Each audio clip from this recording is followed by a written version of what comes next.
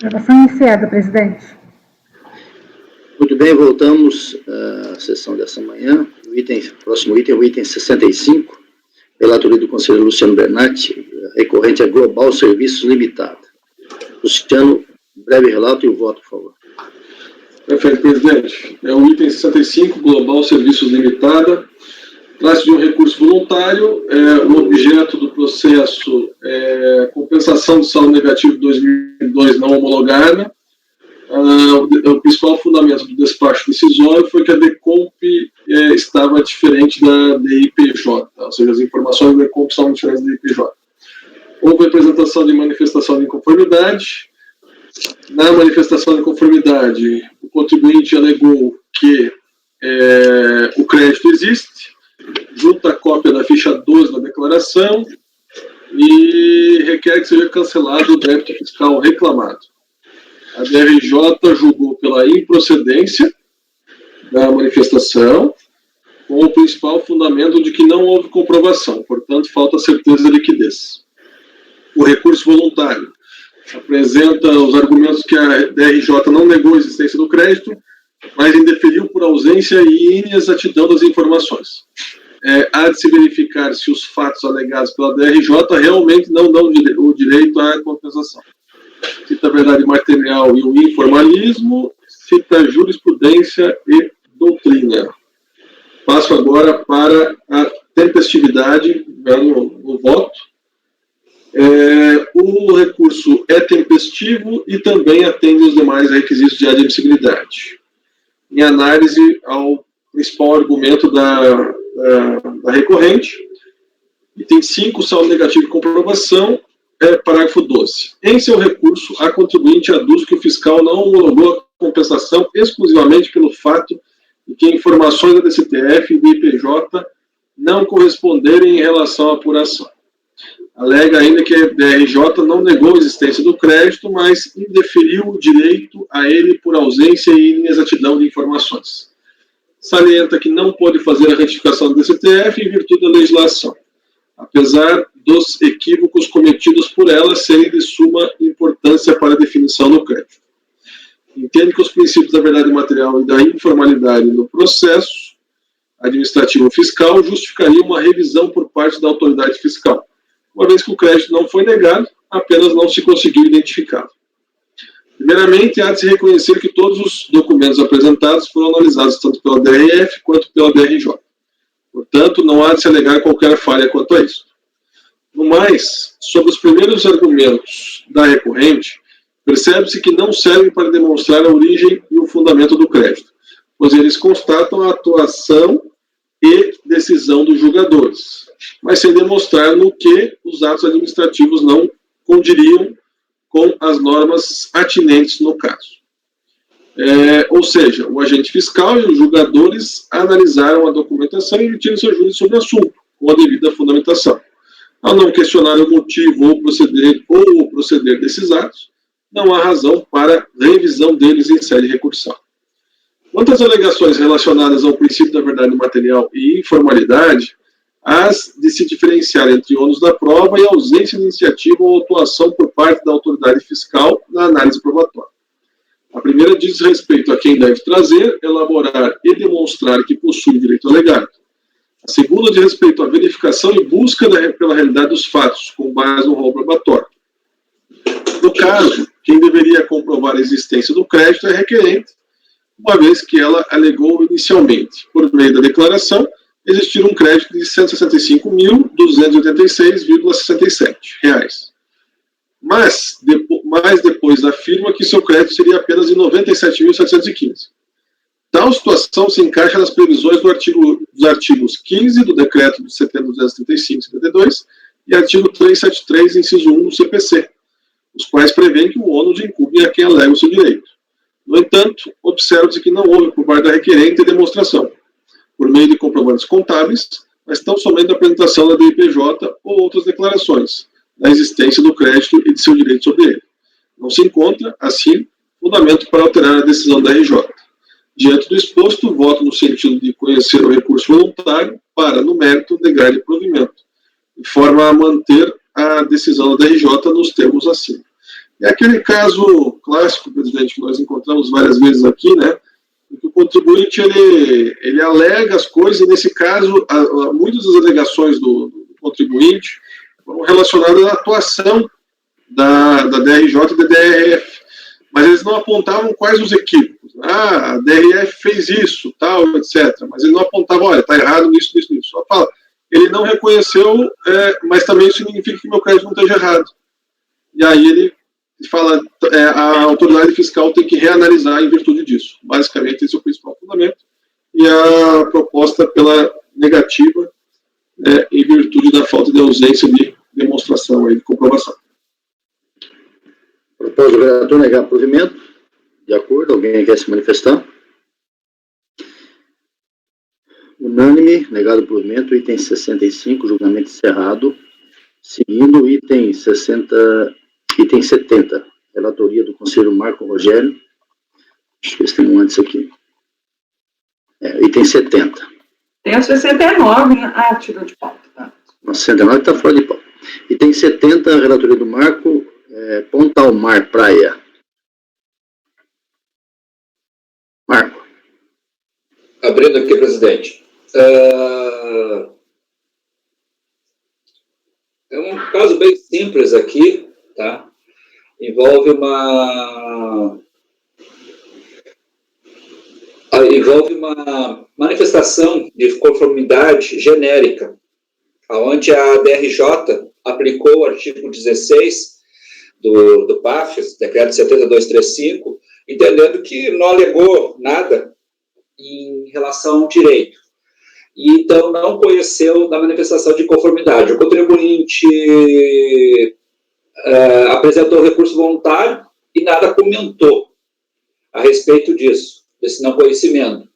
Ele só teceu alegações de mérito. De qualquer forma, eu até fiquei na dúvida se eu, nesse caso, poderia conhecer, mas até fiquei na dúvida, mas eu acabei conhecendo e confirmei apenas, né? Então, a decisão da DRJ. Conforme visto e análise dos autos, conforme visto no relatório que precede o presente voto, a manifestação de conformidade apresentada pelo contribuinte não foi conhecida pela autoridade julgadora de piso. Em análise aos autos, tem como acertar a tal decisão. Explico. O contribuinte, ao apresentar sua manifestação de conformidade, peça principal, folha 7, nada comenta, vale-se de um modelo padrão não preenchido, sem nenhuma referência ao que contesta, absolutamente nada. Nas folhas seguintes, apresenta cópia da DCTF retificadora, DIPJ, um ofício da SUDENE comentando de laudo relativo à concessão de incentivo fiscal, razão analítica da conta de RPJ a recolher, cópia do inserto do Diário Oficial, sem destacar nenhuma informação, mas se visualiza um declaratório executivo. Na folha 107, a DRJ de Brasília questiona a falta de manifestação de conformidade, questionando a unidade de origem, se realmente foi o caso, e se for o caso, seu saneamento. Na folha 109, a unidade de origem informa que não há nenhuma outra peça, a não ser o entregue de folha 6 a 95. E são basicamente só esses documentos. Ele não fez nenhum arrazoado, não alegou nada. Assim procedeu ao julgamento, não conhecendo conforme relatado anteriormente. Na sua peça recursal, passa a suscitar questões meritórias, nada comentando decisão de não conhecimento da RJ. Destarte, a manifestação de conformidade posta em tais termos genéricos não deve ser acolhida e não instaura o contencioso administrativo, pois descumpre os requisitos legais vinculados pelo artigo 16, inciso 3 do decreto 7235. A impugnação, só vou tomar a liberdade para ler aqui, a impugnação mencionará os motivos de fato e de direito em que se fundamentam os pontos de discordâncias e as razões e provas que possuir. A dita manifestação de conformidade não trouxe qualquer razão de fato ou de direito, não trouxe pontos de discordância, apresentou o que parece provas, mas absolutamente desconexas, para quem quiser analisar e se dispor a entender a intenção do manifestante. Entendo que a manifestação de conformidade é absolutamente inepta. O não acolhimento de impugnações, manifestações de conformidade ou recursos genéricos ou sem explicações feitos nos termos acima descritos tem sido revalidado por este CARF, conforme se pode verificar nos seguintes julgados reproduzidos na parte que interessa à presente controvérsia. Aí tem já várias decisões, inclusive uma minha há uns 3 meses, onde o contribuinte, nessa outra minha que já foi julgado pelo colegiado, disse assim, não concordo com a não homologação. Tá, e por quê? Então, assim sendo, considerando que a manifestação de conformidade não atendeu os pressupostos de conhecimento, não se instaurou contencioso administrativo, pelo que adota os fundamentos da decisão recorrida para validar sua oposição. Conforme exposto assim, eu voto por não conhecer o recurso voluntário. Eu até vou mudar aqui no início também, que eu acho que eu sempre deixo no modelo.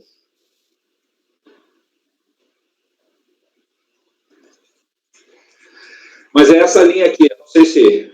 Ô Marco, me diga uma coisa, eu estou vendo aqui o processo, ele teve diligência, inclusive, isso aqui, e nada disso supriu todas as informações aí, não? A DRJ pediu para a unidade de origem verificar se era aquilo ali que mesmo foi representado. Se era aqueles documentos, que estava faltando documento.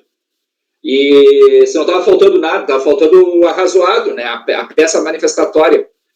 E aí a DRJ até foi cuidadosa e devolveu para a unidade, me confirma se é isso aí mesmo que foi transmitido.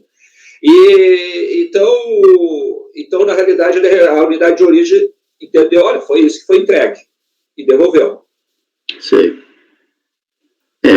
Esse modelo de impugnação, eu estou vendo aqui, porque no site da Receita é disponibilizado um modelo lá de impugnação. O contribuinte usou esse modelo, não é isso que você falou, não foi isso que você comentou? Ele pegou o modelo, e preencheu, quer dizer, você entendeu que, você não, a DRJ entendeu que tudo que está escrito aí, eu estou vendo aqui, nada disso tinha a ver com o assunto? Não, o modelo, se não me engano, está totalmente em branco. Não, eu estou vendo aqui na folha 6. Sim. Está aqui, ó, dos fatos, a empresa, ele diz lá o que ele fez, no mérito, antes da compensação, depois ele fecha pedindo o deferimento.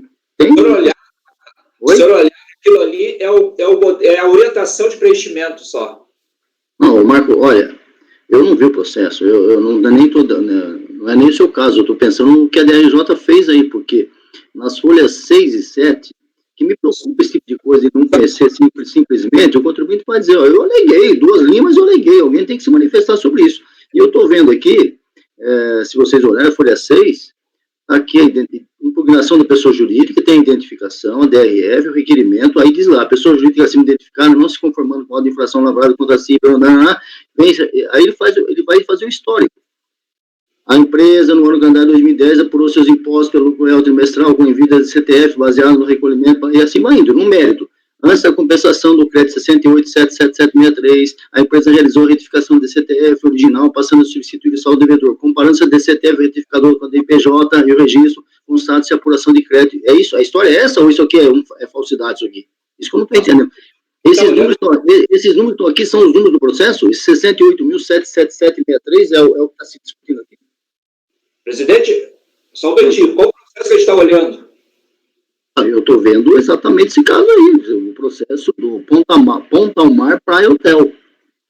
Resposta à intimação, folha 6 e 7. 6 e 7, para mim, está totalmente vazia. Para mim não está. Eu consigo ver o preenchimento também. O processo é o 10.469.900.990, é esse?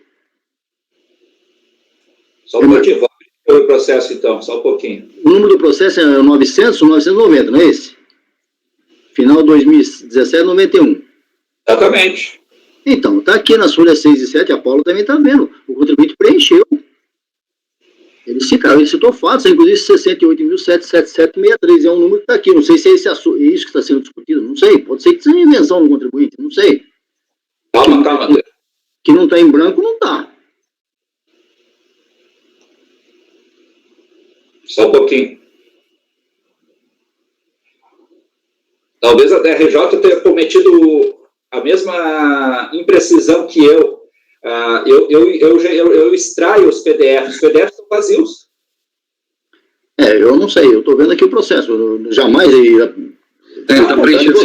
pelo seu conhecimento, pela sua capacidade de ver os fatos aí, mas como o contribuinte geralmente vai dizer, eu aleguei lá 2 linhas, mas eu aleguei. Então, eu costumo olhar bem isso para não cometer um pecado, né? Então, sei lá. É que eu não sei se é isso, né? Eu extraio os PDFs e olho os processos, né? em PDF extraído. De repente, quando se visualiza na tela, ele... Você está com o processo aberto aí? Você está com o processo aberto? Eu estou abrindo, só que não está carregando aqui, está demorando para carregar. Tá. Então, ele começa com a ficha de identificação, despacho de encaminhamento, termo de solicitação juntada, termo de análise de solicitação juntada, depois tem folha 6 e 7. Aqui no e-processo, resposta à intimação. Quando você abre a tela... É verdade, o Marco, desculpa, presidente, é exatamente isso. Desculpa interromper, tá? Não, é isso mesmo. Quando você consulta o arquivo diretamente do e-processo, ele aparece preenchido, Marco. Está bem preenchido, por sinal. Quando você imprime o arquivo ou gera o processo em PDF todo, o arquivo é gerado em branco. Só com as instruções de preenchimento. Não tem problema nenhum de mudar o voto. Aí, então vamos fazer o seguinte aqui, Marco, vamos suspender isso aqui, deixamos com vista em mesa, depois a gente volta nele para que você possa olhar melhor, porque, de fato, você deve ter sido tomado por essa forma que você analisou o processo, talvez a DRJ tenha feito a mesma coisa. Não, quando baixar o processo vai acontecer isso mesmo, hein? Eu fiz o teste agora com os dois, eu fiz o teste das duas formas, abrindo pelo e-processo e gerando a impressão. Quando gera a impressão, o conteúdo desaparece. Então é isso aí. Tá bom, Marcos? Suspendemos por enquanto. Tá? Se desculpe aí apenas porque realmente esse tipo de coisa... Eu nem pensei em nada. A minha preocupação é essa, que eu já tive outros casos, o contribuinte fala, mas eu aleguei. Está escrito lá que eu não concordo com o FIS lançado, porque o contornamento não era aquilo. Mas eu tenho que me manifestar sobre isso. Quando você diz que a DRJ falou que o contribuinte não falou nada, bom, deixa eu ver, né? Vista em mesa, tá bom? Eu não sabia que isso acontecia, não, presidente. Eu sempre baixo o processo. Eu baixo o processo integral pelo zip, aí o zipado, então eu nunca tive esse problema. Não, eu também, eu baixo pelo zip. Faz um teste, então, eu baixo aí esse processo para ver Eu se... nunca baixo, eu consulto direto no... Eu também, eu consulto direto. Não, eu baixo, mas zipado não tem problema não, o Evandro também acabou de confirmar que... Paulo, é que nós temos internet boa, né? Esse pessoal que não paga internet... É porque aí você fica imune aos estresses do e-processo. Aí depois vocês ficam reclamando que o processo está lento, está fora do ar, Você trabalha só com o processo aberto, eu não, né? Bom, seguindo, item, esse aqui vista em mesa, seguindo, relatoria da Conselheira Júnior, item 71, Refapel. Júnior, por favor.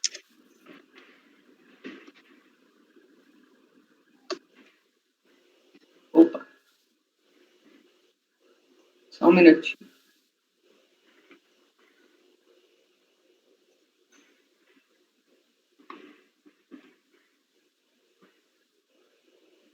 É Rafael. Rafael? Lembrando Rafael. Bom. Aqui na pauta está escrito Refapel. É Rafael? É Repapel? Então eu tô... Eu não sei. Eu escrevi Rafael e não era Pel, mas enfim. Depois eu até vou conferir. Depois você confere. É Refapel, tá certo. Eu escrevi errado. Corrige aí. Esse processo aqui é o seguinte. Eu até pensei que isso daria um problema formal, porque o que aconteceu? Nós temos aqui dois processos. Esse processo de final, e é o que consta da pauta, e é o que aparece, que o outro só vem como anexo, é um processo de exclusão do simples, tá? Só que junto com esse processo, anexo a ele, vem o lançamento, né, de um auto de infração de imposto de renda por depósito não identificado, tá? E aí, o que aconteceu? A DRJ, quando ela foi analisar, ela fez um único acórdão para os dois, porque ela analisou concomitantemente os dois processos, tá? Isso não tem nenhum problema, até coerente que seja feito os dois. Só que, no outro processo, o contribuinte alega que, porque ele foi baixado em diligência para comprovar a origem dos depósitos, boa parte ficou comprovada, mas ele fala, olha, mas ficou uma parte sem analisar das planilhas que eu apresentei, tá? Então, podemos ir para o voto preliminar da invalidade de um único acórdão para julgamento de defesas dependentes formalmente apresentadas em processos distintos. Preliminarmente, alega a recorrente que, embora os processos 2007-91, omissão de receitas, e 2007-11, exclusão dos títulos, devam ter julgamento concomitante, tendo em vista a interdependência das matérias, não poderiam ter sido objeto de uma única decisão. Isso porque foram apresentadas defesas distintas para cada um deles.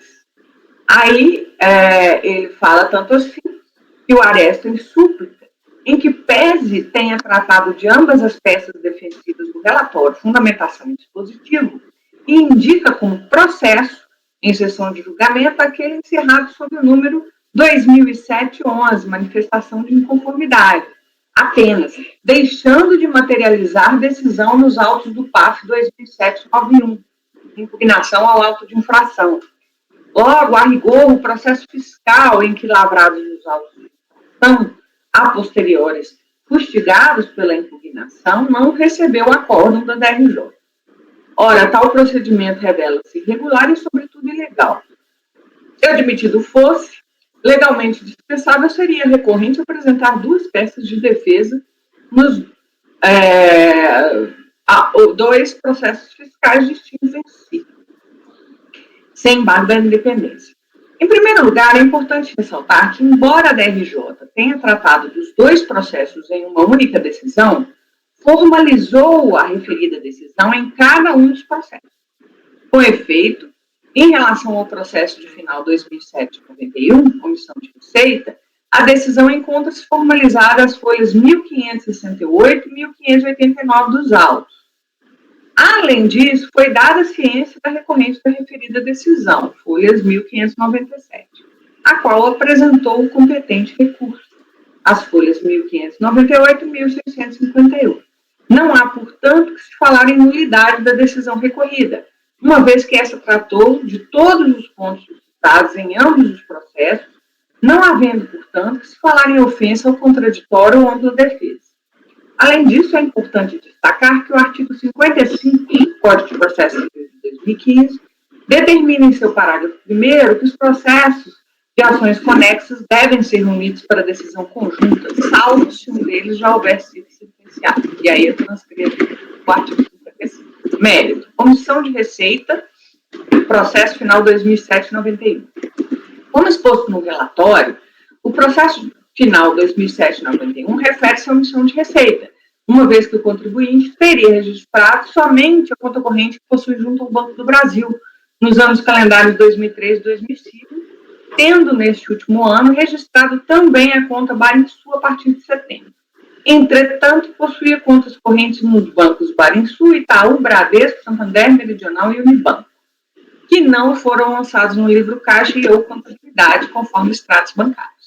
Em decorrência da mencionada irregularidade, omissão de receita, foram lavrados autos de infração de RPJ e conexos.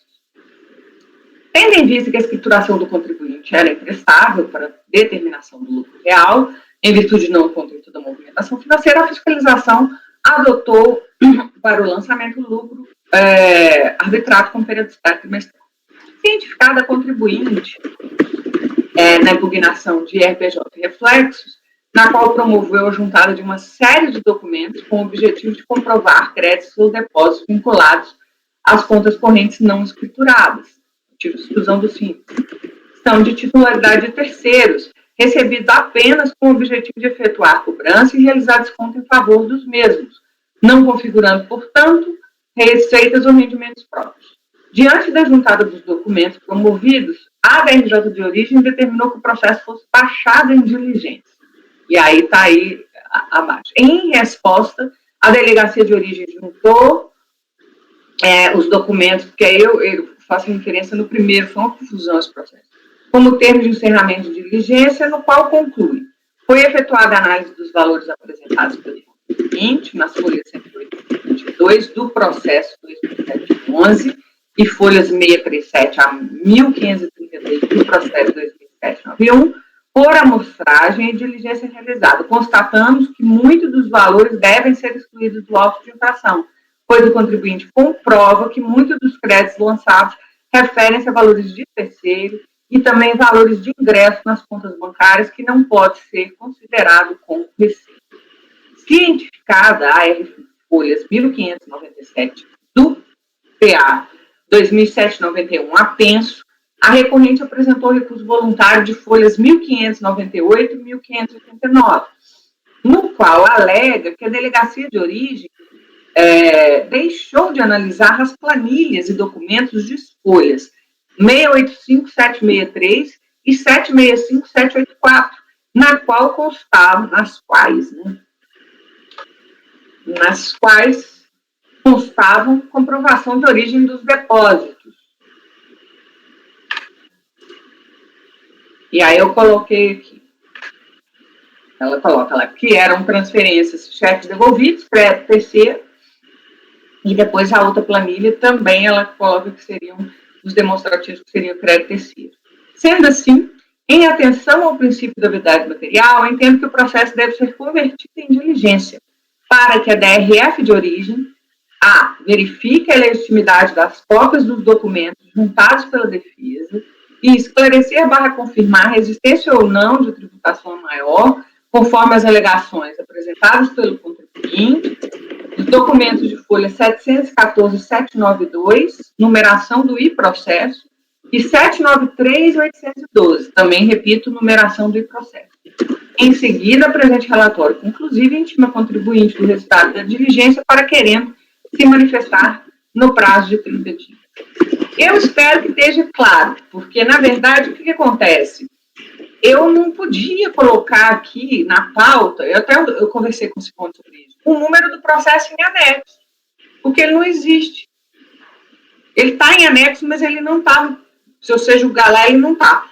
E aí, no campo lá, de cima, vai constar, eu estou com medo desse troço da confusão, mas enfim, a Cleusa falou que era assim mesmo, né? Vai constar o número do processo da manifestação de conformidade. E essa diligência é do processo em anexo. Mas foi orientação que veio da Cleusa, né? Não, então, foi o que eu fiz. A Cleusa falou que era assim, então, maravilha. O que eu queria questionar, Júnior, é o seguinte: essas informações que o contribuinte alegou nessas planilhas, dessas folhas todas aí, a DRF não viu isso. A DRF fez a diligência, reconheceu boa parte. O que o contribuinte alega falou, olha, de fato, ela reconheceu, mas esses processos aqui, ou essa parte aqui, não foi mencionado, não foi analisado, entendeu? E, portanto, como o processo de omissão pode impactar no processo de julgamento simples, eu acho fundamental primeiro resolver essa questão para depois a gente poder julgar. Sim, eu entendi. O que eu estou perguntando é o seguinte: isso aí foi, o contribuinte colocou, durante a fiscalização já trouxe essas informações ou foi depois que foi para a DRJ? Na impugnação. Na impugnação. Aí a DRJ achou em diligência? Foi. E a DRF não analisou? Porque vai chegar lá, se ele falar, eu já analisei. Não, o Cicone, eu peguei aqui, vamos pegar, porque o relatório de diligência está no processo. Naturalmente, ele não precisa citar todas as folhas, que ele viu tudo. Ele deve ter visto, se está citado na DRJ para ver essas folhas. Bom, eu não me sinto confortável de julgar o processo da manifestação, da omissão de receita, muito menos do simples, sem que tenha uma manifestação sobre isso. Tá bom. Alguém mais quer se manifestar a respeito aí? Proposta da relatora é converter em diligência, curto, unânime, convertida em diligência, para que seja feita essas informações pela conselheira Júnior. Continuando, julgamento encerrado. Agora tem 3 processos onde minha relatoria, o mesmo contribuinte. Fluxo. Os processos já estão, os votos já estão disponibilizados? Deixa eu só ver aqui uma coisa a respeito disso aqui.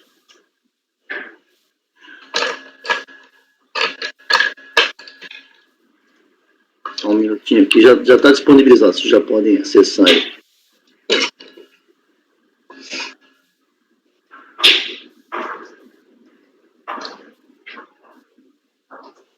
Vou começar com uma resolução, o processo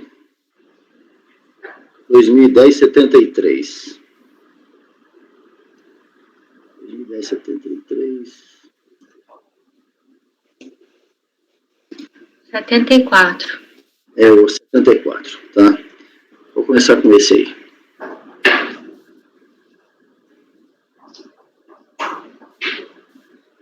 Sete dois ou 74? 74. Aqui é uma resolução. Eu vou seguir a sequência que eu fiz aqui, mesmo que não esteja na sequência da pauta. Acessaram aí, o processo é o 2010-73, o final. O recurso voluntário foi julgado pela delegacia de Porto Alegre. Faz tempo que fiz esse voto, para você lembrar aqui lá. Deixa eu ver o que é isso aqui, para resumir.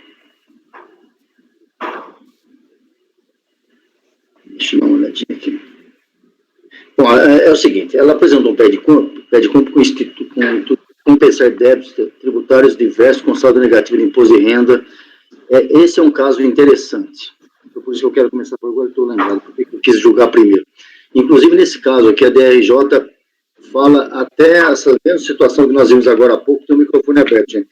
A DRJ fala até essa situação que nós vimos agora há pouco, e a Ágora até comentou, que tem uma IN que não permite retificar o pé de compra depois que sai o despacho decisório. A DRJ aqui não fez isso justamente em razão dessa IN, e em razão disso chegamos a esse ponto que vamos ver agora aqui. Eu já vou no voto, que está nas folhas aí 5, né? E aqui eu faço referência a todo o histórico. Começo com esse primeiro problema que eu pus até em amarelo aí, deve estar em amarelo para vocês também. Não tem assinatura do patrono, não tem procuração do patrono. E eu coloquei aqui, o documento foi assinado digitalmente pelo advogado, utilizando o endereço do contribuinte no ECAC. Então, eu penso ser lícito concluir que foi suprida a necessidade de procuração expressa. Eu até coloquei aqui, ver isso com a turma, porque não tem procuração. Tá? Já tivemos alguns casos anteriores a isso, aceitando que quando faz pela ECAC, supõe-se que a empresa esteja fazendo. E podemos entender como isso como suprido? Quem quer se manifestar? Eu entendo que porque para ter assinatura no ECAC, tu tem que ter procuração. Então, acho que está ok. Tá bom. Então, está superado. Tá? Continuando, então. Então, vamos agora ao voto. No mérito, tem-se que a interessada apresentou pé de compra com o intuito de compensar débitos tributários com saldo negativo de imposto de renda 2002, seria R$102 mil. A DRF de Recife não reconheceu o direito creditório alegado e não homologou as compensações, tendo sua decisão a partir dos seguintes dados. Trago aí. Acolhendo os argumentos apostos pela contribuinte na manifestação de conformidade, a decisão de primeiro piso reconheceu parcialmente o direito creditório pleiteado e homologou as compensações até o limite chancelado na forma seguinte. Trago aí o que a DRJ decidiu. Pus em amarelo até. A questão que se impõe é se caberia a contribuinte reivindicar o pagamento indevido ao maior, tendo sido pago a título de estimativa mensal ou de ajuste anual. Na primeira situação, consoante o artigo 10 da IN 600, o valor somente poderia ser utilizado para compor o saldo negativo. Na segunda, que é o ajuste anual, implicaria a retificação do pé de compra, o que não seria permitido em momento posterior ao despacho decisório. Palavras da DRJ. As situações jurídicas seriam diferentes, bem assim as características dos formulários e informações utilizadas. E aí continua o relator da DRJ Porto Alegre. O único senão a se considerar é que o vencimento da estimativa seria 31/1/2003, enquanto o pagamento foi realizado considerando o vencimento do tributo decorrente de ajuste anual, cujo vencimento seria 31/3/2003. É necessário, portanto, que seja deduzida, palavra da DRJ, a diferença de juros de mora entre as duas datas, o que representa R$ 7.151,01. É o valor da estimativa, que ele chamou de estimativa, vezes 2,83, que ia a Selic nesse período. Assim, o montante confirmado das parcelas de composição do crédito seria R$ 3.395. Tendo exposto o voto por reconhecer o direito creditório de R$ 94.903 e não de 102, como foi pedido pelo contribuinte. Essa é a situação que a DRJ encontrou lá. Agora, são palavras minhas. Em suma, no entender do relator da edição à qual, por todos os motivos elencados em seu voto, caberia, no caso, a aplicação do princípio da boa-fé, palavras dele, para que se interprete a verdade material no sentido de conceber o pagamento indevido como se fosse estimativa. Isso não está previsto, isso não está escrito nos autos. Ele chegou nessa conclusão. Aí, palavras minhas, quadro que se fecha ao assentar ter a União recebido a quantia em seus cofres pela quitação da CDA na Procuradoria da Fazenda Nacional. Isso tem documento nos autos. Nessa linha racional, estariam confirmados todos os valores reclamados pela defesa, porém, haveria necessidade de se observar o vencimento da estimativa apurada de 252 mil para o último dia de janeiro e não 31 de março, como considerado pela recorrente no ajuste anual. A diferença, embora sutil, tem consequências financeiras diversas. No primeiro caso, a estimativa, o prazo para recolhimento era até 31/1, sem juros. No segundo, o ajuste anual está o vencimento da RCI em 31/3, porém o recolhimento exigiria o cálculo de juros, tomando-se a Selic fixada para fevereiro de 2003, 1,83%, acrescida de 1% para março, totalizando 2,83%. E aí eu trago a conta e bate exatamente com o que a DRJ fez, dá R$ 7.151. Apenas como confirmação, o valor indeferido é resultante da multiplicação desse valor de 252 mil por 2,83. Inconformada em seu recurso voluntário, a recorrente sustenta que tal ajuste jamais poderia ser feito nesse estágio processual, e sim mediante lançamento de ofício, o que não ocorreu nem poderia mais ocorrer pela decadência. Passo ao voto. Antes, porém, registro fraquíssima instrução processual dos autos, só razoavelmente suprida pela determinação do relator de primeiro grau para que houvesse diligências junto à DRF de Recife, folhas, e por pesquisas por ele efetuadas e documentos juntados, ainda assim de forma parcial. Com isso, fica absolutamente impossível firmar convicção sobre o que aqui se discute, especialmente pelas seguintes inconsistências e omissões documentais. Aí eu listo tudo. Consta, e vou ler porque é importante, consta no pé de compra número tal, transmitido em 12/6/2007, folhas, e nos demais que o sucederam, que o crédito seria originário de saldo negativo de imposto de renda. Aí eu pus em amarelinho até para chamar a atenção. Valor esse que corresponde à informação de PJ, alertando que essa DPJ parcial não há a página 01/02, foi juntada pela DRJ, já que não constava nos autos inicialmente. Então, eu não tenho a página 01/02 para saber o começo dessa ficha 12A. Eu só tenho a 2/02. E aí aparece lá 102 mil negativo. Então, bate com o que está informado no pé de compra. 3. Para se chegar a esse número, repite-se, falta a página 01/02, a decisão recorrida fez uma construção, que ele chamou de princípio da boa-fé, no sentido de que teria havido um recolhimento, na verdade, uma compensação, no importe de R$ 252 mil a título de estimativa de dezembro. Ocorre que esse valor não existe nos autos. E se tratasse de estimativa de dezembro de 2002, ele deveria estar listado na ficha 11, linha 11, e não está. Veja-se na sua 202. Aí eu trago a ficha 11. Cadê o valor da estimativa aí?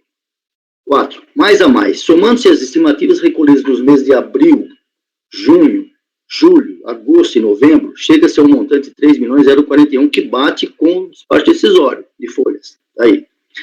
Na ficha 12A, linha 16, que apresenta os recolhimentos de estimativas do período, consta 3.297.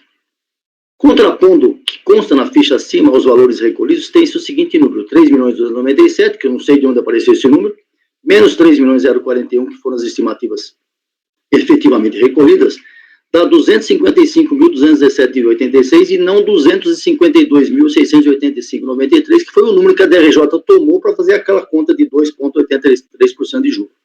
Ou seja, surge uma diferença não esclarecida nos autos de 2.531,93. Fazendo outro exercício aritmético e subtraindo-se o valor de 3.297.209,16 do valor negativo da ficha 11, linha 11 de dezembro, que é o 3.044, que aparece ali em cima, se vocês olharem, chega-se exatamente ao valor de 252.685. Ocorre que essa operação reversa não tem o menor sentido, pois toma informações diferentes e bases diferentes. Muito provavelmente a resposta possa estar na página 01/02 desta e de todas as demais fichas da DPJ que não estão nos autos. Estão faltando. A mais, porém, sem a página 01/02 da ficha 12A, é impossível saber a composição completa do imposto apurado, as adições e deduções e o resultado final. Seguindo, conforme o documento extraído do processo, no outro processo de interesse da recorrente juntado a estes autos, nas folhas 182, o indigital do valor de 252.805,93, que eu não sei de onde apareceu isso, foi tratado pela contribuinte como ajuste anual, código 2430. Aqui. E a DRJ tratou como estimativa. Que se confirma com a cópia de tela do sistema Sincor. Aí, de novo, 2430. E com os registros da Receita Federal. Novamente está aí. Mesmo o tratamento dado pela Procuradoria da Fazenda Nacional em inscrever o débito, folhas tais. Aí o número, também tratado como ajuste anual.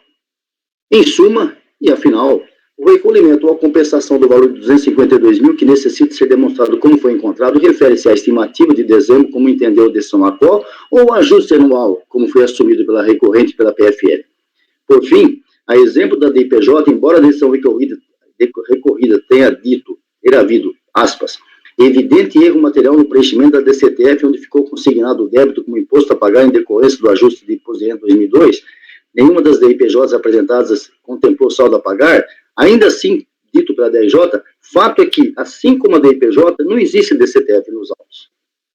Pelo acima relatado, não há a menor condição de o processo ser julgado, faltando elementos essenciais para afirmar a convicção desse relator e dos demais conselheiros, sendo imprescindível a presença da autoridade tributária na unidade de origem para que responda e providencie o que abaixo se discrimina. Aí eu peço tudo, eu já falei antes, inclusive cópia de tudo, de todos esses documentos, para tentar se chegar, afinal de contas, ao número que foi constante no processo.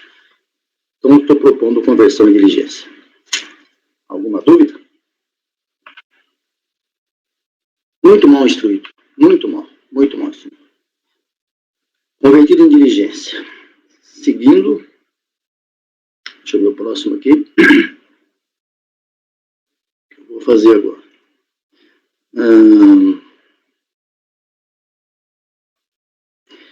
Fluxo. É o processo final 2003-39.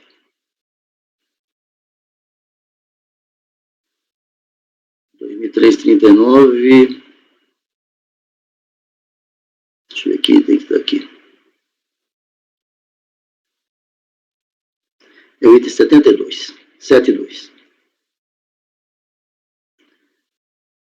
Ok? Posso ir?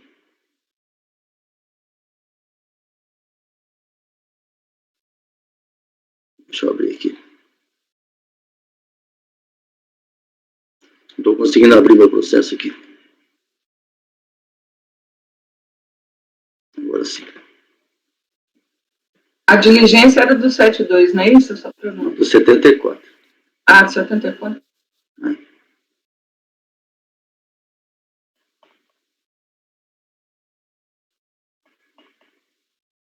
Deixa eu ver. Agora é o 72. O processo é 2008-21. Todos acessaram? Vou começar então. Existem memoriais do contribuinte, mas ratificando tudo que está escrito no recurso voluntário, não mudou nada. Recurso voluntário interposto pela contribuinte em face de decisão da terceira turma da RJ Fortaleza e ratificou o entendimento da RF Recife, despacho decisório e definiu a compensação pleiteada. Eu já vou direto aqui ao voto. Se tiver que voltar aqui, eu retorno. Tem muitas coisas aqui, mas eu vou passar. Folhas 10. Tempestivo, não há preliminares. A discussão tem como ponto central a tentativa da recorrente de repetir-se de débito de fonte sobre rendimentos e aplicações financeiras no valor de 90.827, base de cálculo 454 mil. Como se vê nos autos, o procedimento principiou pelo pedido da recorrente, folhas 4, com a entrega de um pedido de restituição que eu reproduzo abaixo. Analisando o pleito, a DRF de Recife indeferiu pelas seguintes razões. O crédito epígrafe trata de fonte, ou seja, antecipação de imposto de renda, que deverá ser deduzido na sua apuração. Logo, não está enquadrado como crédito passivo de compensação, pois não se trata de cobrança ou pagamento indevido ao maior. Erro na identificação do passivo, na determinação da alíquota no cálculo do montante. Ou seja, não há base legal que autorize a compensação da fonte, pois tal retenção é antecipação do imposto de renda e deve compor saldo negativo. Essa é a posição da DRF. Na sequência, em face das argumentações da recorrente da diligência levada a efeito por determinação da RJ Fortaleza, o equívoco formal foi relevado, passando o pedido a ser tratado como deveria ter sido feito desde o começo, como componente do saldo negativo do imposto de renda no período, no calendário 2001, e não de pedido de restituição, exigindo, ou seja, superou isso, exigindo, por conseguinte, que houvesse a confirmação de que os rendimentos pertinentes que deram origem ao imposto de renda na fonte tivessem sido oferecidos à tributação. Saneados os equívocos, finalizada a diligência, a terceira turma da RJ Fortaleza prolatou decisão unânime e que reconheceu ter havido a tributação dos rendimentos e a retenção do imposto de renda na fonte reclamado. Porém, na sequência, entendeu que não havia saldo negativo informado pela recorrente no ano calendário 2001, mas, ao contrário, haveria imposto de renda a pagar. A posição da decisão recorrida mostra o fato. Desse modo, palavras da DJ, desse modo o valor de 4.505, informado na linha 16, ficha 12A da IPJ, não procede. Com isso, ao invés do contribuinte ter um saldo negativo de imposto de renda, teve, na verdade, um saldo positivo de imposto a pagar de 2.479. Ele demonstra aí. Pois bem, para melhor entendimento, necessárias as seguintes explicações. No ano calendário 2001, exercício 2, a recorrente assumiu a tributação de imposto de renda pelo regime do lucro real anual, obrigando seu recolhimento de valores estimados mensais, alternadamente, utilizando a receita bruta e os balancetes de suspensão ou redução.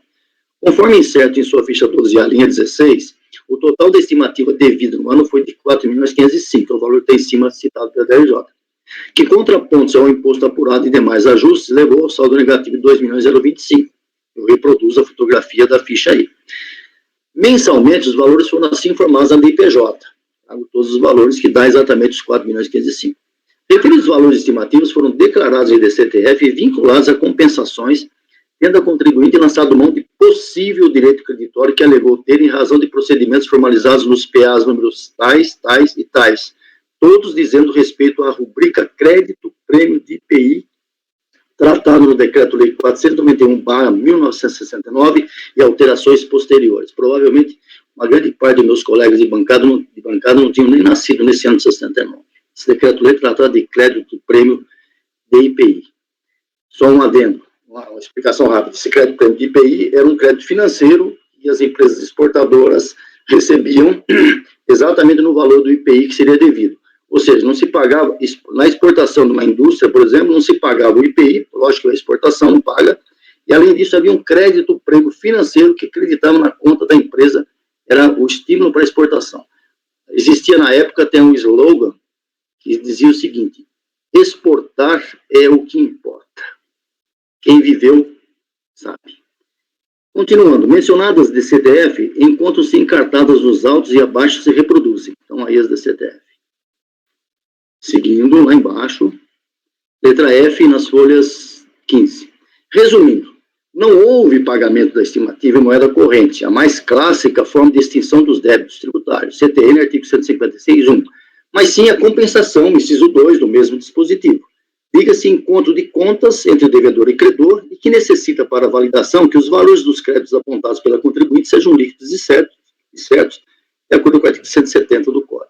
Em face desses eventos, a decisão ACO foi buscar informações acerca dos processos tais, tais e tais, citados pelas recorrentes nas DCTF, estão vinculados às compensações com os valores estimativos mensais que levaram ao saldo negativo de 2.025, de forma a verificar se os créditos, prêmios de IPI que a recorrente dizia possuir e foram disparados contra os débitos tinham sustentação. Ocorre que, diversamente do explanado longamente pela recorrente em todas as suas intervenções nos autos, nos 3 processos administrativos citados acima, em que se discutiu o assunto, exatamente o crédito prêmio de IPI, a contribuinte restou vencida. Diga-se, tanto nos julgamentos nas DRJ quanto nas turmas e câmaras do então Conselho de Contribuintes, os seus recursos foram totalmente improvidos. Em claras palavras, não foi validado o crédito prêmio de IPI, que poderia permitir a compensação que a recorrente tentou fazer das estimativas devidas no ano calendário 2001 via DCTF. Eu reproduzi acima.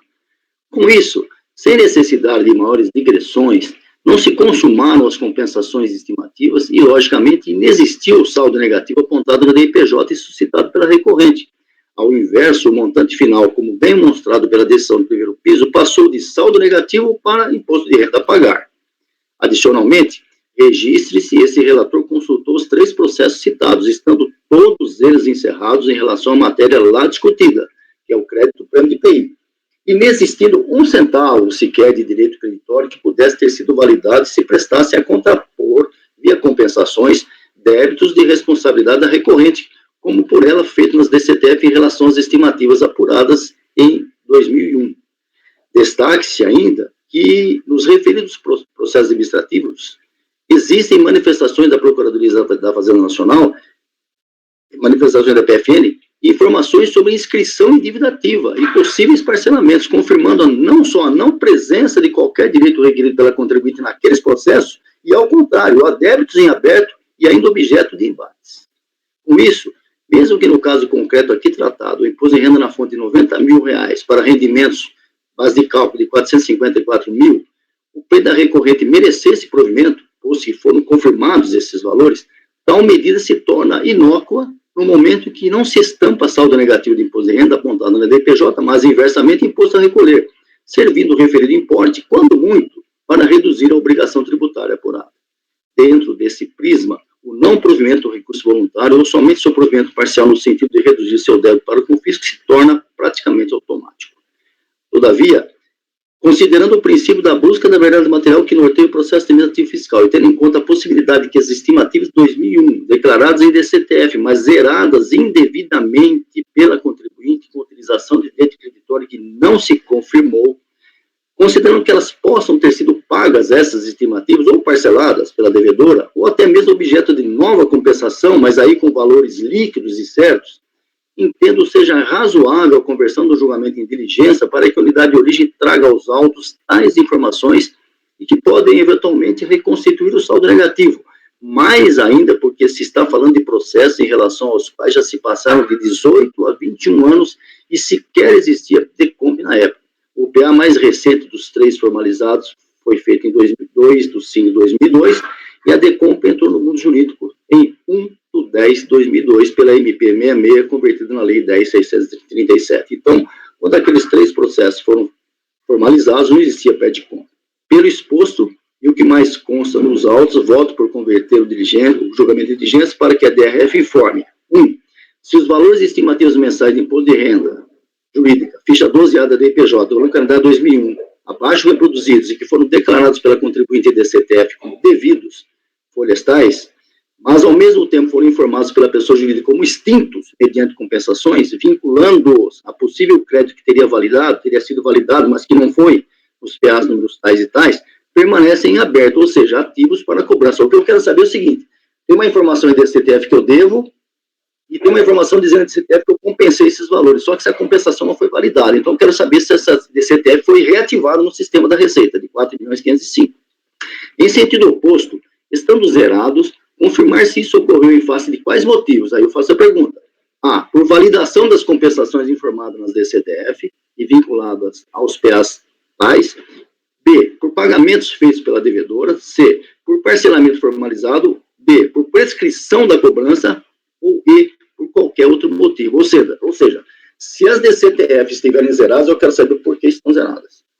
3, caso os débitos tenham permanecido em aberto, que é o que eu presumo esteja, qual a situação atual dos mesmos? Estão sendo cobrados, executados, parcelados?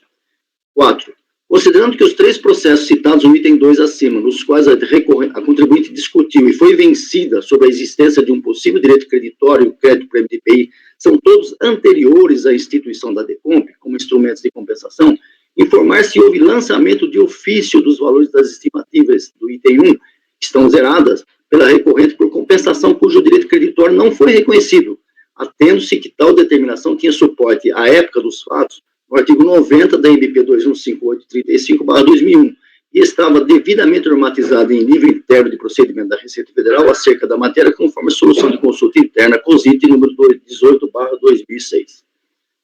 5. Preste outras informações e junte documentos que entender pertinentes e concluir a diligência, elaborar relatório circunstanciado, dando ciência ao contribuinte para que possa se manifestar querendo sobre esse assunto.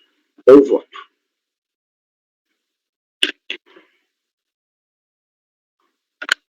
Alguém tem alguma dúvida?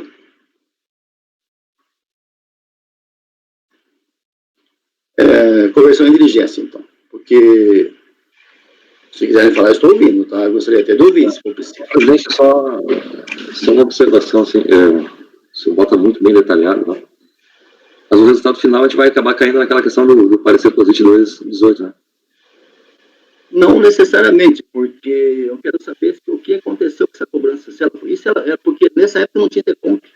Inclusive, eu verifiquei, o parecer é posterior à instituição da DECOMP, não atinge antes. Não, sem dúvida alguma. É que eu fui até olhar o artigo 74 da 930, ele fala, se não me engano, no parágrafo 4º, vou dar uma olhada.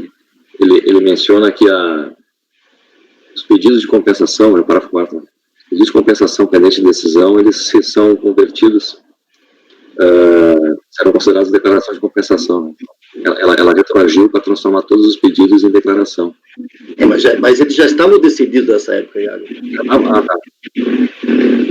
Porque o problema é que o contribuinte ele juntou processos nos quais ele informou essa compensação e depois ocorreu essa mudança, não tinha deconta, ele perdeu isso em 2004, eu acho que foi.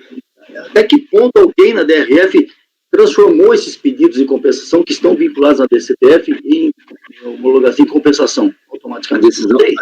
A decisão daqueles que indeferiu os... É posterior a isso. É anterior a MP66, né? Ela é de 2003. Isso me preocupa. Essa DCTF, porque ficou muito claro o seguinte, o contribuinte diz, eu devo 4.505. Estou resumindo um mês só, né? São vários meses. Mas eu não paguei porque eu compensei com isso aqui. Tá bom, a DCTF está aqui. Ok, tá aí. Só que lá na frente isso aqui não valeu. Então a DCTF, que é o mais importante, que tem que ser ativada novamente. Nós até chegamos a conversar sobre isso. Sim. Essa DCTF foi ativada? Se foi ativada, tem que ser cobrada. Pelo seu voto ali, ela parece que foi inscrita em dívida ativa, não foi? Esses débitos. Foi inscrito em dívida ativa o crédito prêmio. Não, mas o crédito prêmio. Que foi inscrito em dívida ativa. Aqueles que foram compensados originalmente que gerariam o crédito para essa compensação aqui, né? Isso, exatamente. O que foi inscrito em dívida ativa foi o crédito prêmio que o contribuinte buscou lá e já começou a aproveitar. Sim, que aí foi deferido, e aí aqueles débitos que ele outrora pensou em compensar foram agora passados para a FN, ou até mesmo foram liquidados, né? A gente não sabe. Exatamente. Por isso que eu quero saber o que aconteceu com a DCTF, ou então, se a DCTF não tinha dever de compra na época, se podia ser feito o lançamento pelo artigo 90. Se foi feito esse lançamento. Porque está muito estranho toda essa situação aqui. Eu não estou confortável nem em dar deferimento, nem não dar. Eu ia negar provimento. Mas acho que é possível. Se o contribuinte foi lá e falou, não, tudo bem, isso aqui realmente está, eu não tenho esse direito aqui, mas eu paguei. Se ele pagou, ele recompôs o saldo negativo. Aí ele pode ter pago. Não pode? Ele pode. Ele pode ter pago. Olha, isso aqui realmente, essa compensação ela não existe, mas eu vou pagar. Eu vou parcelar. Essa informação não tem no processo.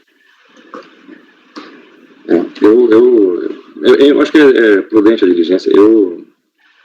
Mas acho que o resultado dela no final vai ser, nós vamos de novo nos deparar com o parecer 2 por conta desse parágrafo 4º da 9430. De conversar automaticamente. Eu acho que a diligência, eu tinha até feito o voto no sentido de negar provimento por tudo isso que está escrito aí, né? Mas acho que é possível, quando que de repente ele pode ter feito o pagamento. Tudo bem, isso aqui realmente não tem, eu vou pagar, ou vou parcelar, ou vou compensar com uma outra coisa que eu tenho direito. Então, quero que a DRF me dê essa informação. É o meu ponto de vista. Tá? Alguém mais? Unânime? Vertido em diligência. Eu trabalho nesse processo. Esse crédito prêmio vigorou durante muito tempo. Né? Agora o item 73. Que esse é um acordo. São 3 processos, 2 por resolução, esse aqui é um acordo. O final do processo é 2012-09.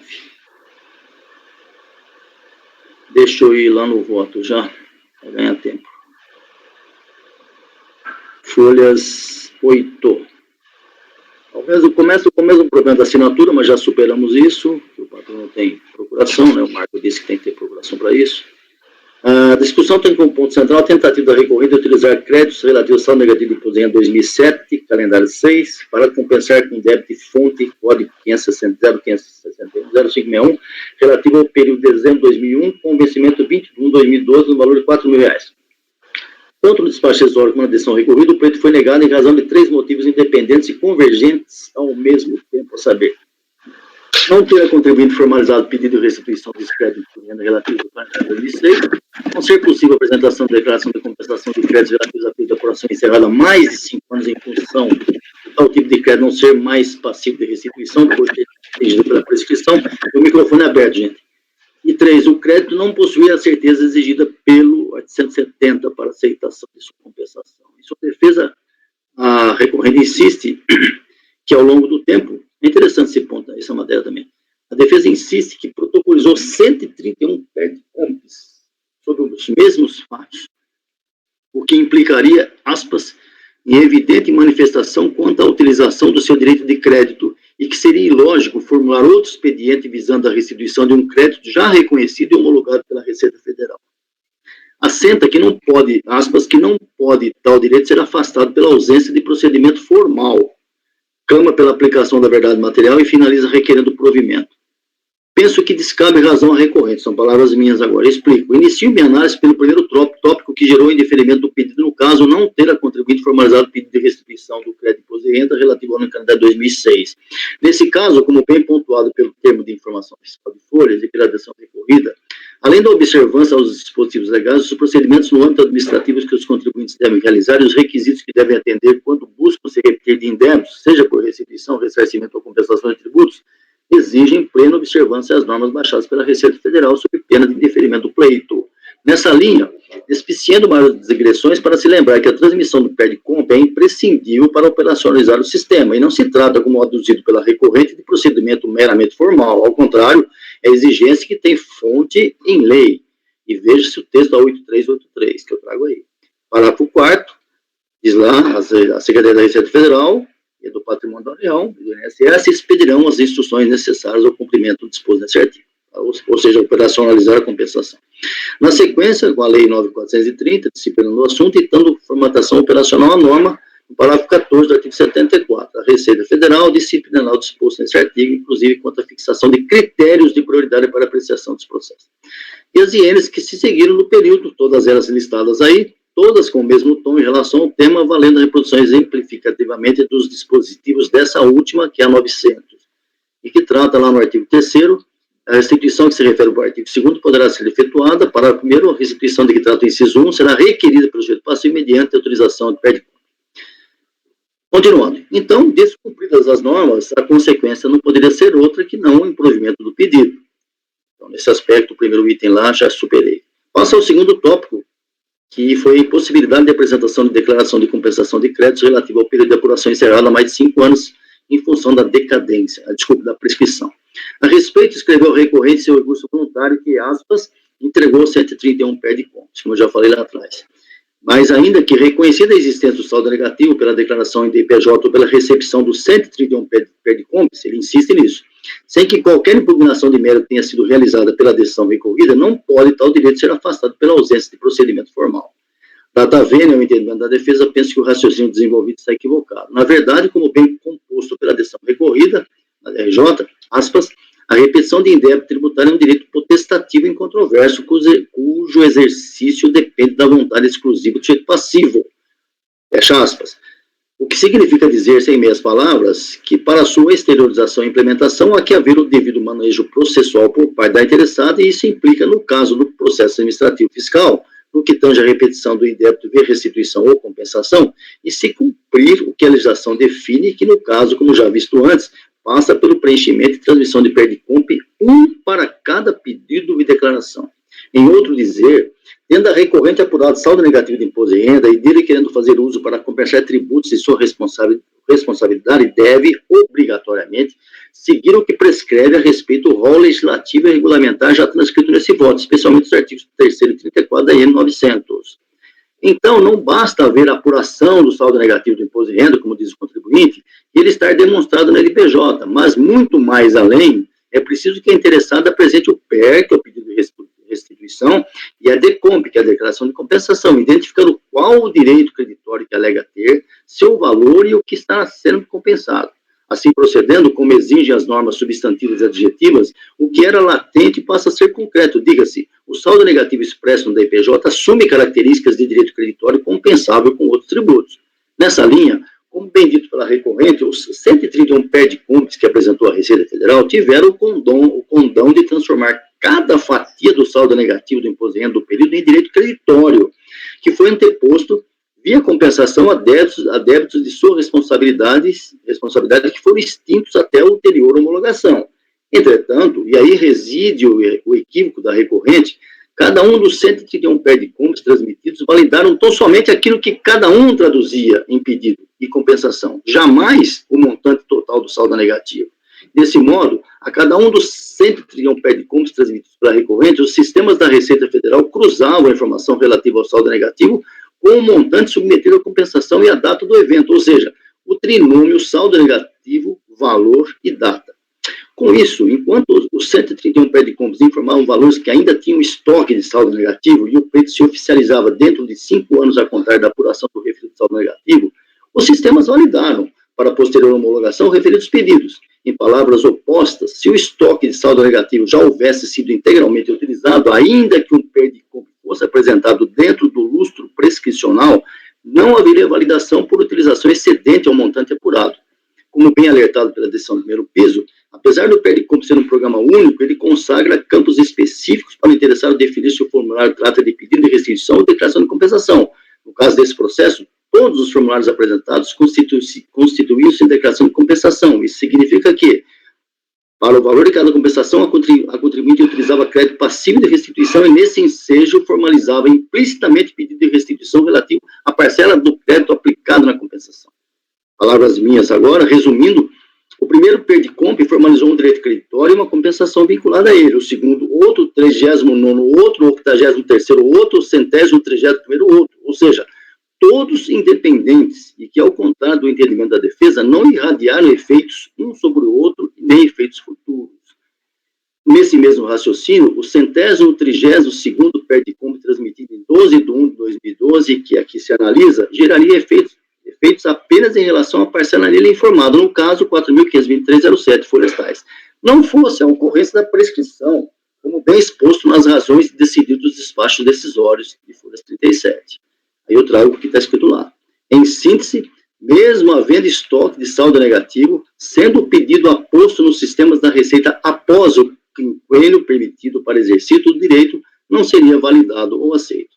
Foi essa exatamente a função da mensagem de erro que apareceu para a contribuinte quando do envio do PERDCOMP em 12 de 1 de 2012, alertar a intempestividade da declaração, uma vez que havia sido fulminada a possibilidade de ser pleiteada a restituição do saldo do indébito. Além disso, tinha o escopo de consignar que a compensação somente teria seguimento se previamente houvesse sido formalizado o pedido de restituição dentro do lustro prescricional, o que asseguraria a existência do direito potestativo à restituição. Enfim, da leitura das informações existentes no próprio programa gerador do PERDCOMP, que se encontram disponíveis desde a versão 4.0 do mesmo, fica claro que, 1. O pedido de restituição somente pode se referir a créditos relativos a períodos de apuração encerrados há menos de 5 anos, e 2. A compensação só pode ser apresentada em crédito passivo de restituição, ou seja, desde que relativo ao período de apuração encerrado há menos de 5 anos. Certamente, desconhecendo a necessidade de prévia apresentação de pedido de restituição, a recorrente passou a utilizar o crédito sem atentar para o decurso do prazo prescricional.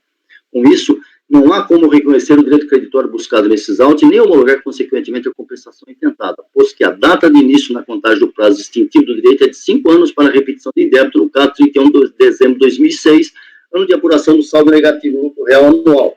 Posição inalterada, ainda que houvesse pagamentos antecipados, visto que somente a partir desse momento que se encerra o período de apuração do imposto de renda da contribuição.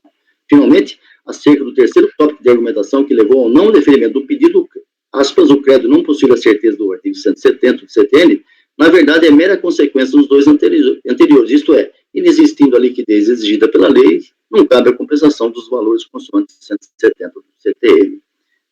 Assim, trago também a decisão do STJ a respeito do assunto, que tem que ter liquidez e certeza, e concluo meu voto no sentido de negar provimento ao recurso voluntário e não reconhecer o direito creditório por prescrição. Eu voto. Porém, o contribuinte achou que só porque ela mandou uma primeira decomp com o valor total do crédito, o crédito já estaria reconhecido. E aí foi compensando sem se preocupar com a data. Exatamente. Ele foi fazendo um PERDCOMP para cada... Até fez corretamente, né? Cada vez que ele tinha um valor, ele foi fazendo. Só que esqueceu que tinham dois parâmetros, né? Tem o pedido e tem o prazo, né? Desculpa. Tem o estoque do saldo negativo e tem o prazo. Tem as duas coisas. Então, quando chegou em 12 de 1 de 2000, não sei quanto aí, possivelmente, deveria até ter estoque, mas já não tinha mais prazo para isso. Ok, gente? Ok. Alguém quer se manifestar? Silêncio sepulcral. Abissal. 5 minutos de intervalo, voltamos já. É que seus votos não dispensam comentários adicionais, presidente. Não vai ter voto vencedor do mesmo dia daqui a pouco, não tem problema. Val, 5 minutos de intervalo. Gravação encerrada, presidente.